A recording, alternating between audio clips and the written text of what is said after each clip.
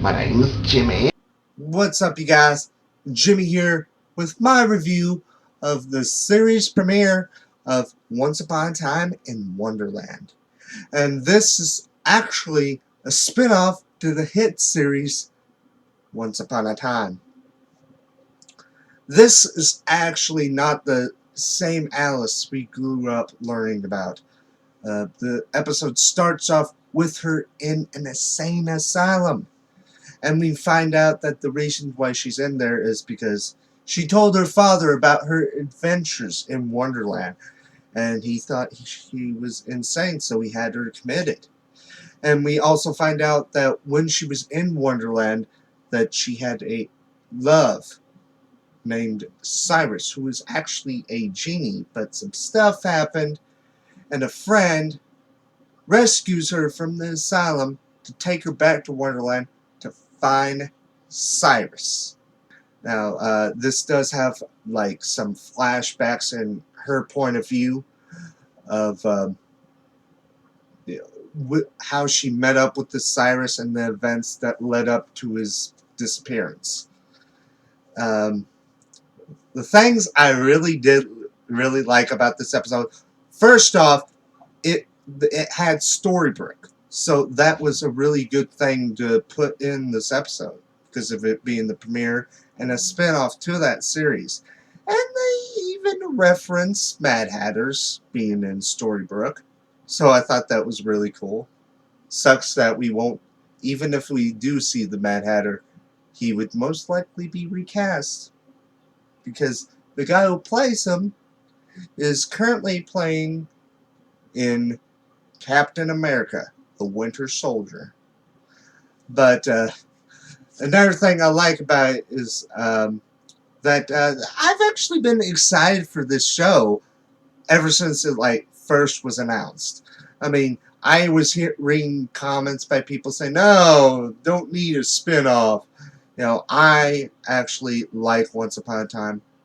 Actually, I would say I love it enough that it deserved a spin-off because it bring up in season 2 pretty much that there are other worlds. You know, there's Neverland, there's the Enchanted Forest, there's wherever they call the world that Victor Frankenstein is from. But you know, I have to say I really did enjoy this premiere episode. Red Queen, it's not the same actress. I don't know, maybe it's because, because of scheduling stuff. It might be because of, they're kind of making up a story how there's a different Red Queen. I don't know. Who knows? But another thing I really liked seeing in this episode is Cheshire Cat, which actually a few months ago was announced who was going to voice him for the show. And he is voiced by one of my favorite voice actors, Keith David. He's not the very top, but he's one of my favorites. Which my other favorites are Mark Hamill and Kevin Conroy. Most of you know why I like those. Just by me just saying both of their names. But like I said, I really did enjoy it all in all.